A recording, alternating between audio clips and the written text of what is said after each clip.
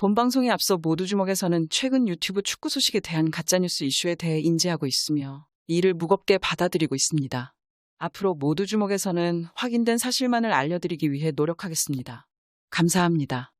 세계 최초로 시도하는 독창적 예술과 스포츠의 앙상블. 압도적 몰입감으로 축구 소식을 그림으로 전해드리는 컨텐츠의 향연. 구독하면 돈복이 들어와 부자되는 모두주먹. 대한민국 국민들은 지난 시즌 토트넘의 경기를 보면서 모두가 한마음으로 손흥민 선수의 득점왕을 응원했습니다.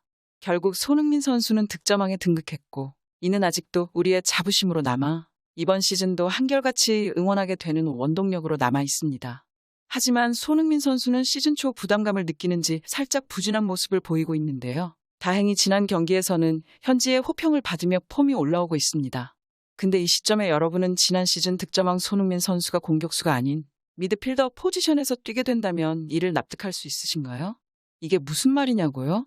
실제로 손흥민 선수가 공식적으로 토트넘 공격수 명단에서 제외되면서 화제가 되고 있습니다. 손흥민 선수가 챔피언스리그 출전 명단에 포함이 되긴 했습니다.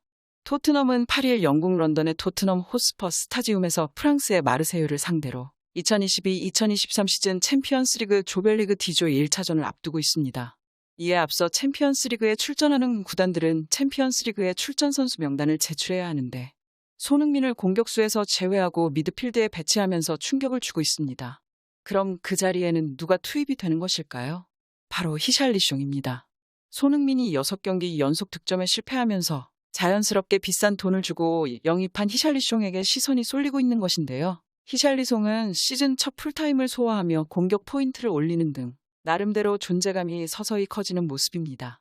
올 시즌 영입한 히샬리숑은 지난 6라운드에서 올 시즌 첫 선발 출전에 풀타임을 뛰며 도움을 올려 팀 승리에 기여했고 공격과 수비에서 활발한 움직임과 화려한 개인기 등을 선보이며 존재감을 과시하고 있습니다. 히샬리숑이 활약하며 현지에선 자연스럽게 손흥민과 대한 쿨루셉스키 중 주전 경쟁에서 밀리는 선수가 생길 것이라는 관측도 나오고 있습니다. 물론 주전이냐 벤치 멤버냐를 떠나 빡빡한 일정이 시작되는 만큼 선수들의 체력 안배도 중요한데요. 그렇다고 손흥민 선수가 미드필더로 나서거나 벤치에서 시작한다는 건 손흥민 선수를 응원하는 저 같은 축구 팬들에게는 너무 가혹한 처사로 느껴지는 게 사실입니다. 팬들의 반응은 크게 세 가지로 나뉘는데요. 일단 강력하게 이적을 요구하는 팬들이 있고 머리 좋은 콘테 감독의 위장 전술인이 두고 보자는 반응과 그냥 토트넘에서 트로피를 들어보자는 팬들로 나뉘고 있습니다. 이 세 가지 의견 중에는 다 때려치고 이적이나 하자는 주장이 압도적으로 많습니다. 저도 강력하게 이적을 요구하는 축에 속하는데요. 그 이유는 토트넘에 있어봤자 우승하기 힘들기 때문입니다. 네가 뭔데 토트넘이 우승을 못할 것이라고 장담하냐는 생각을 하실 분들도 있으실 것 같은데요. 이런 의견을 주장하는 사람은 저뿐만이 아닙니다.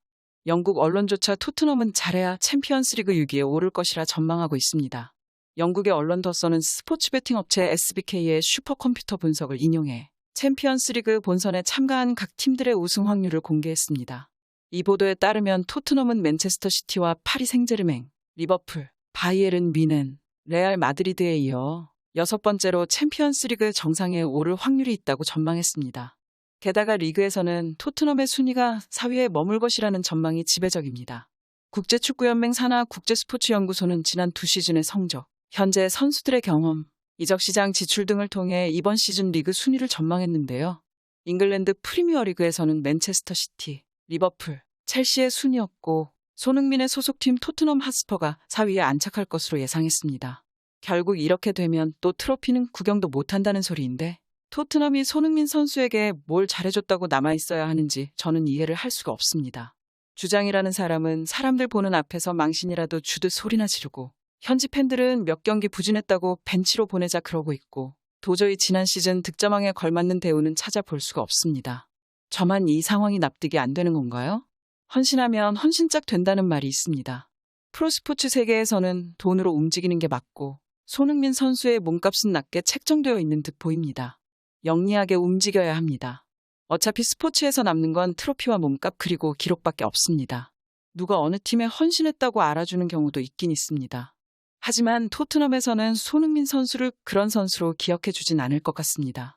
손흥민 선수가 없었다면 토트넘이라는 팀에는 관심도 없었을 것이며 손흥민 선수가 어느 리그 어느 팀에 가든 우리가 응원하는 마음은 변하지 않을 것입니다. 오늘 전해드릴 소식은 여기까지입니다. 이 영상을 시청하시는 모든 분들께서 부자가 되길 바라며 모두주목은 앞으로도 여러분들에게 다양한 소식을 전해드리겠습니다.